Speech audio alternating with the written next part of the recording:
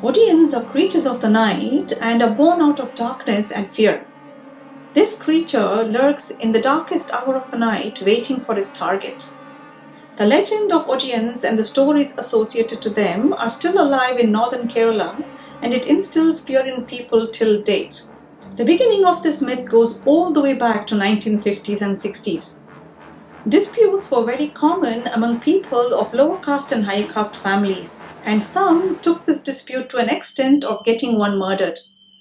People from higher caste families preferred someone else to do their dirty work, and they most often hired Odians. Odians are not supernatural entities, but they are humans who possess supernatural abilities like shape-shifting, having tremendous strength and stamina unlike a human being. They can even run on four limbs and jump really high. Odians are assassins hired by people to eliminate their enemy. They are mostly famous in Kerala, and in certain parts of Kerala they are more famous than other supernatural entities simply because of their inhuman ways of killing people that spreads pure terror.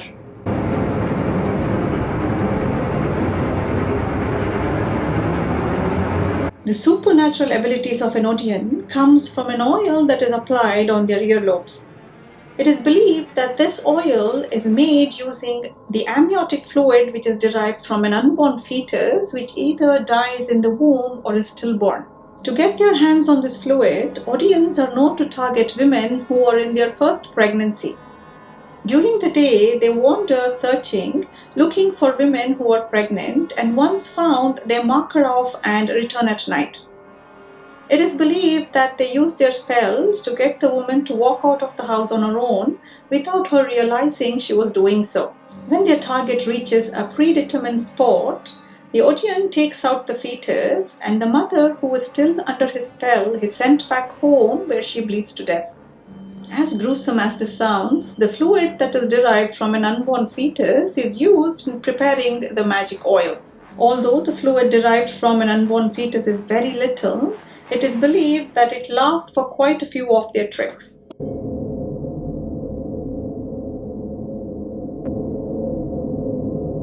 When an Odian is hired to assassinate someone, he plans his attack at night. He waits around the area which the victim takes regularly to get to his destination. People those days were known to use lanterns or fire torches to go past areas that were dark. And this was a perfect opportunity for an Odian to attack, as they could clearly see in the dark. Odian most often transforms himself into an animal like a bull or a black cat or a dog, and sometimes an inanimate object like a wicker gate which appears in front of the victim. If he's taken an animal form, he usually appears with a deformity like a bull with 3 legs or a dog with an extra eye, which makes the victim wanting to take a closer look. And when Odian finds the victim close enough, he assassinates the target. Odians are also known to perform rituals to break the spine of the target and end his life without actually having to be near his target. Whenever an Odian is nearby, one will always get a pungent smell which comes from the oil that is on the earlobes. According to the folklore dictionary, there is a belief that Odi is also practiced by scattering certain leaves in the path which the target is known to take.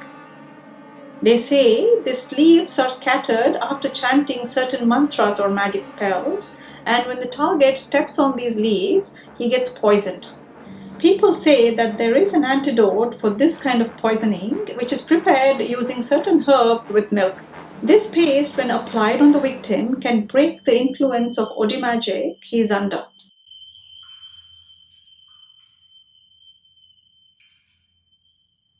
The existence of Odians were argued by many. Some people believed that Odians were humans who wore animal skin to scare other people. And some believed that Odians were skilled illusionists who made people see things that did not exist. People from the upper caste always feared becoming the target of Odians because Odians were usually from a lower caste. But there were also some people from the upper caste who used the services of Odians for their benefit. There were people who strongly believed that Odi was occult knowledge culturally transmitted from one generation to the other in certain communities. There were many deaths that was attributed to this myth. With the world changing every day and with new lifestyle, people say that Odi Vidya is not practiced anymore.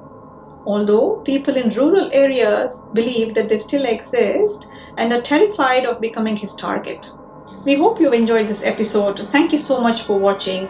We'll be back with more soon. Have a lovely day.